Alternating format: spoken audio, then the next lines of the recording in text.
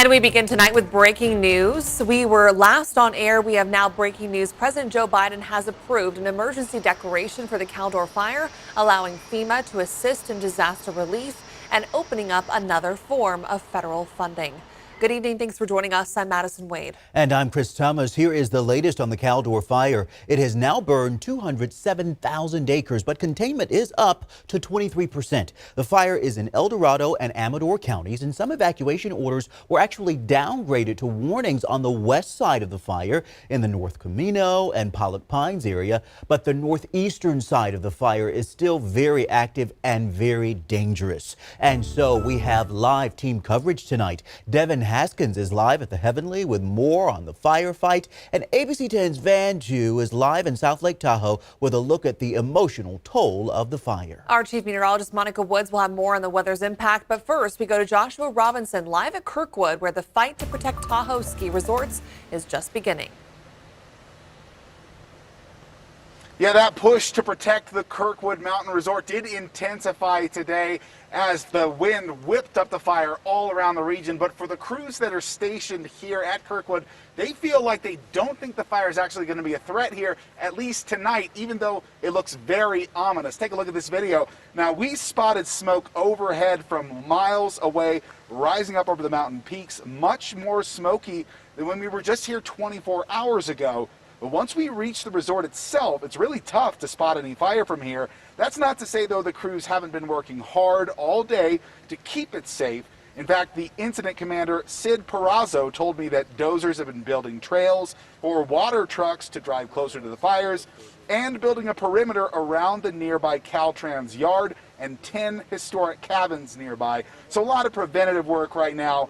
And based on the fire's direction tonight, everyone I talked to believes Kirkwood is pretty well protected right now. But of course, as a precautionary measure, there are still 10 engines here. 5 of them are from Los Angeles and 5 of them are from San Mateo, just in case that situation changes. And Perazzo says that he could get 50 more engines here pretty quickly, just in case that situation does intensify. Oh my goodness. Well, that is good to know that we do have resources standing by just in case. We thank you for that live update. And let's go over now to Heavenly Mountain Resort in South Lake Tahoe, where crews are setting up base camp. Devin Haskins joining us live with more.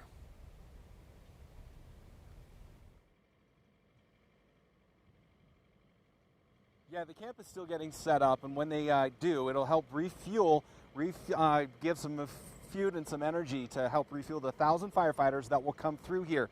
And we drove down to Echo Lake today. Crews were using the lake water to fill their trucks. As night fell, you could still see hot spots on the lake's edge and fires burning up near the camp. The lake has been one of the many focal points for firefighters. There are multiple cabins and old buildings there. When we were there, it was too dark to see anything. Earlier today, one of our crews was able to show that many of those cabins are still standing, although they also found several cabins completely burned along Echo Summit Drive.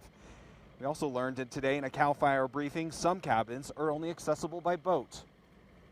We just found out yesterday afternoon that there's a bunch more cabins on the lake. So we put some of our firefighters in boats this morning, sent them across, and they're actively doing structure protection at Lower Echo Lake, trying to protect those structures along Lower Echo Lake.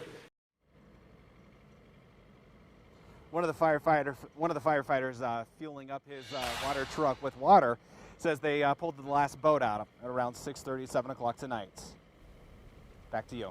Wow, that is incredible. Our firefighters really going on water, in the air, on the ground to protect all they can. Thank you, Devin. And you know, the families who've had to evacuate also face incredible challenges right now. ABC 10's Van Jew is live in South Lake Tahoe with one man's heartbreaking story, Van. Yeah, Chris, Madison, we are outside of 10 Crows Barbecue here in South Lake Tahoe, which, as you can see, a ghost town thanks to the Caldor Fire, the 15th largest in state history and one of 16 burning across California. Now, these new mega fires are causing endless harm to families, so we catch up to the musician who graced the stage facing back-to-back disasters. It was singing on this very stage at 10 Crows Barbecue that helped Tamarack fire victim Chris Seal find strength. That stage now empty. The picnic tables covered in ash due to the Caldor Fire. 2 major fires uprooting his family in as many months. First, we lost all of our stuff and our home and our place to live. We were renting. And then now, just a little over a month later, month and a half later, I guess, I don't have any work. It's a stark reminder of the endless trauma wildfire survivors face. Seal says his 2 young children are anxious. His family dealt another blow just as they are beginning to rebuild. In the last few days, I've been just back in research and nail biting mode in a way, kind of, and it's just so crazy, because after what happened, you're kind of in this sort of recovery mode, and then it's almost like it's happening all over again. When the Tamarack Fire claimed his family's Markleyville home in mid-July, there was an outpouring of support from Tahoe region community members. Now they face the same threat. So many people in that area that are all evacuated right now, and watching every moment of the fire. Really just a sign of the changing times here. Now, Seal says he remains so grateful for everyone who rushes to support all wildfire survivors. Meanwhile, I did ask him if he'll write a song about this, and he tells me that it will take a very long time to process this and put it into lyrics. My goodness, understandably so. And you think about with the pandemic as well, I'm sure he's had a very difficult year, and this is just one more thing making it very challenging for that family. Van, we thank you for the report.